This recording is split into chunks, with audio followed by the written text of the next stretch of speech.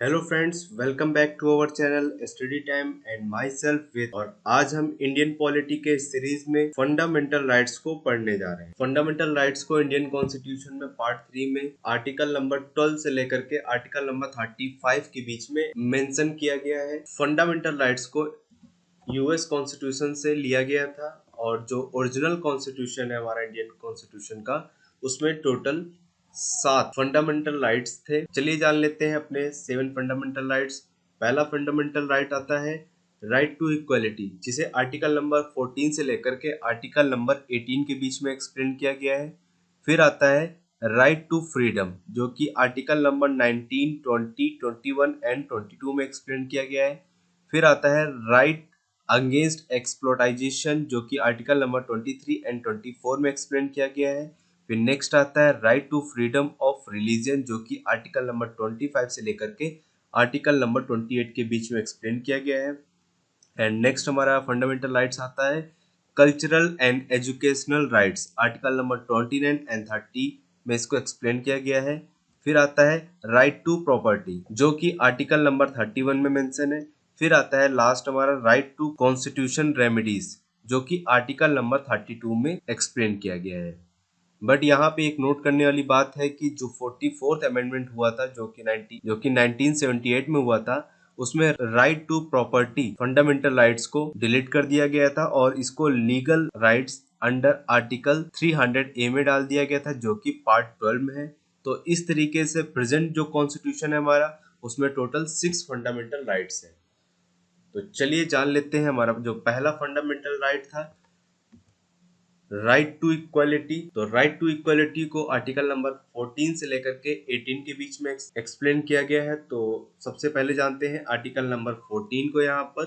But article number 14 को जानने से पहले हमें पता होना चाहिए रूल ऑफ लॉ। एवी डेके ने अपनी book the constitution of England में रूल ऑफ लॉ का कॉन्सेप्ट डेवलप किया था। इनके हिसाब से चाहे आप हो या फिर पीएम हो और प्रेसिडेंट हो या फिर क्लर्क हो, मतलब कि इनमें से कोई भी हो जो ऐसा काम करता है जो लीगली जस्टिफाई नहीं है, तो लॉ हम सभी पे सेम रिस्पॉन्सिबिलिटी डालता है और हम सभी को सिमिलरली ट्रीट करता है।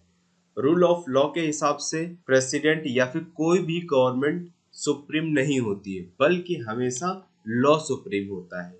चाहे गवर्नमेंट हो या फिर गवर्न हो, दोनों ही इक्वल ट्रीट होगा। यही है रूल ऑफ लॉ का कॉन्सेप्ट। तो अब हम बात करते हैं रूल ऑफ लॉ हमारे इंडियन कॉन्स्टिट्यूशन में कहाँ देखने को मिलता है। तो हमारे इंडियन कॉन्स्टिट्यूशन में ये 2 जगह देखने को मिलता है। पहला मिलता है प्रियम्बल में, equality of status end of opportunity के फॉर्म में, और फिर दिखता है आर्टिकल नंबर 14 में। Article number 14 is the first fundamental right जो इक्वलिटी के बारे में बात करता है।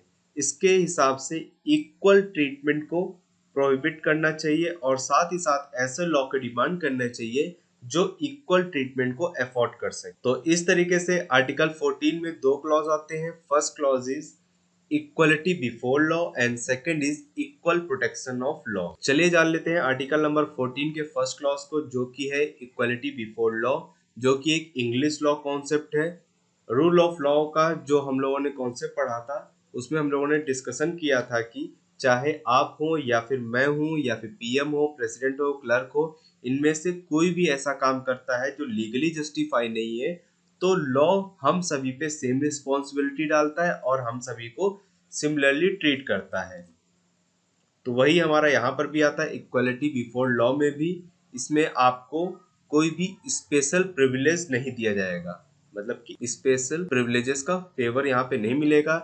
इसका एग्जांपल आप क्लियरली समझ सकते हैं। जो हमारे कोर्ट में एक लेडी जस्टिस होती है और उसकी आंखों में पट्टी बंधी होती है, तो वो आपकी पोस्ट एंड पोजीशन को नहीं देखती और सभी को इक्वल ट्रीट करती है। सर चलिए बढ़ते हैं आर्टिकल नंबर 14 के सेकंड क्लॉज की ओर, जो कि है इक्वल प्रोटेक्शन ऑफ लॉ। ये एक अमेरिकन कॉन्सेप्ट और ये कहता है कि ये बिल्कुल भी जरूरी नहीं है कि लॉ का यूनिवर्सल एप्लीकेशन हो, मतलब कि हर जगह एक जैसे लॉ अप्लाई हो, ये बिल्कुल भी जरूरी नहीं है। तो इसके लिए एक एग्जांपल हम यहाँ पे समझ सकते हैं। जैसे कि एक फैमिली में एक 5 साल का बच्चा है और एक 10 साल का बच्चा है, तो दोनों की डिमांड्स इक्वल नहीं हो सकती हैं, दोनों को सेम तरीके से ट्रीट नहीं कर सकते हैं। तो हमें उनके बेटर ग्रोथ के लिए अलग अलग लॉ यहाँ पे बनाने पड़े। तो इस तरीके से आर्टिकल 14 आपको क्लियर हो गया होगा। चलिए बढ़ते हैं आर्टिकल नंबर 15 की ओर, जो कि कहता है कि आप religion, race, caste, sex and birth of place के अकॉर्डिंग आप कभी भी डिस्क्रिमिनेशन नहीं कर सकते हैं। बट हमने जाना था कि आर्टिकल 14 में जो सेकंड क्लॉज था उसमें बताया गया था बेटर फैसिलिटी के लिए डिस्क्रिमिनेशन जरूरी है।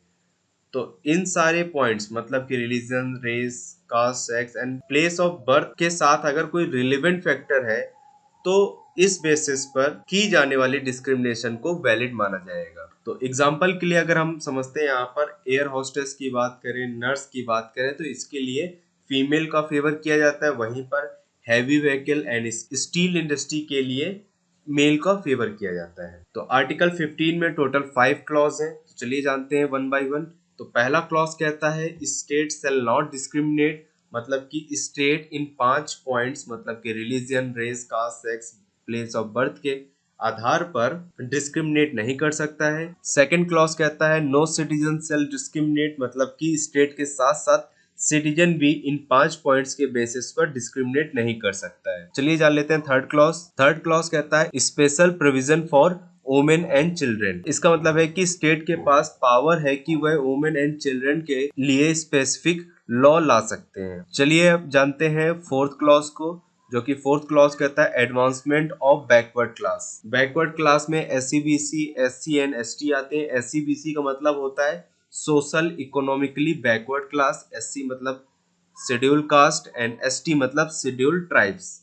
तो स्टेट SE, BC, SC और ST के लिए उनके एडवांसमेंट के लिए एक स्पेशल प्रोविजन यहाँ पे ला सकती है। चलिए जान लेते हैं फिफ्थ क्लॉज को, जो कि 93rd अमेंडमेंट में इसमें आर्टिकल 15 में ऐड किया गया था। इसके अकॉर्डिंग स्टेट के पास ये भी पावर होता है कि वो SC, BC, SC, ST के लिए स्पेशल प्रोविजन ला सकती है ताकि उनका एडवांसमेंट हो सके। बट ये फोर्थ से कैसे डिफरेंट है, यहाँ पर केवल और केवल स्पेशली इंस्टीट्यूशन में एडमिशन की बात हो रही है। अगर आपको एडमिशन चाहिए तो उसके लिए जो रिजर्वेशन होता है वो हमारा फिफ्थ क्लॉज में एक्सप्लेन किया गया है। तो इस तरीके से आर्टिकल 15 यहाँ पे खत्म होता है। चलिए जान लेते हैं आर्टिकल नंबर 16 को। आर्टिकल नंबर 16 में बताया गया है कि equality of opportunity in matter of public employment.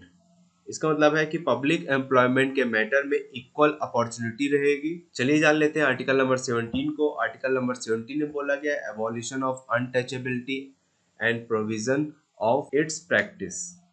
इसका मतलब है कि आप जो हमारे 5 पॉइंट्स थे, sex, religion, place of birth, race, caste के आधार पर अनटचेबिलिटी मतलब कि छुआछूत को बढ़ावा नहीं दे सकते हैं। अगर आप इसकी प्रैक्टिस करते हुए पाए जाएंगे तो आपको इसके लिए पनिशमेंट मिलेगी। चलिए जान लेते हैं आर्टिकल नंबर 18 को। आर्टिकल नंबर 18 में बताया गया है कि abolition of title except military and academic. इसका मतलब यह है कि जो अंग्रेजों के टाइम में नाइटहुड की उपाधि दी जाती थी उसको यहाँ पे एबॉलिश करने की बात हो रही है। बस यहाँ पे आप मिलिट्री और एकेडमिक के जो टाइटल होते हैं बस आप उनका यूज कर सकते हैं। एकेडमिक मतलब कि आप कर्नल हैं, जर्नल हैं, एंड एकेडमिक की बात करें मतलब कि प्रोफेसर हैं।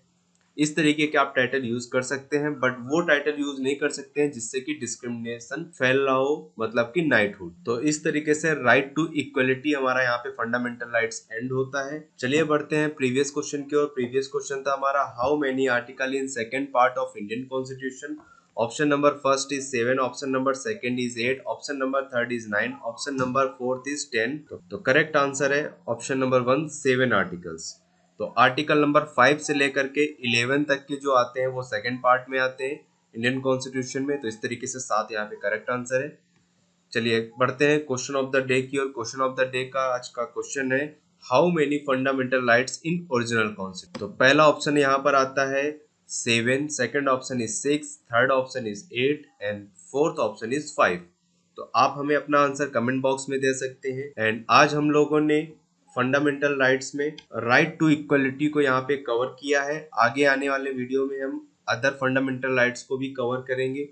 अगर आपको बाकी भी वीडियो चाहिए तो प्लीज़ हमारे चैनल को सब्सक्राइब कर लें एंड बेल आइकन दबाना बिल्कुल भी न भूलें, जिससे कि आपको आने वाले वीडियो का नोटिफिकेशन मिल सके। अगर आपको आज हमारा ये वीडियो पसंद आया तो प्लीज इसे लाइक करें एंड अपने दोस्तों के साथ शेयर करें, जिससे कि हमारा चैनल ग्रो कर सके। अगर आप हमारे साथ सोशल मीडिया पे भी जुड़ना चाहते हैं जिससे कि आपको करंट अफेयर्स भी मिल सके, तो नीचे दिए हुए डिस्क्रिप्शन बॉक्स में इंस्टाग्राम का लिंक दिया हुआ है, उस पर आप क्लिक करके हमारे साथ ज्वाइन कर सकते हैं। और यहाँ तक का वीडियो देखने के लिए आप सभी का बहुत बहुत धन्यवाद।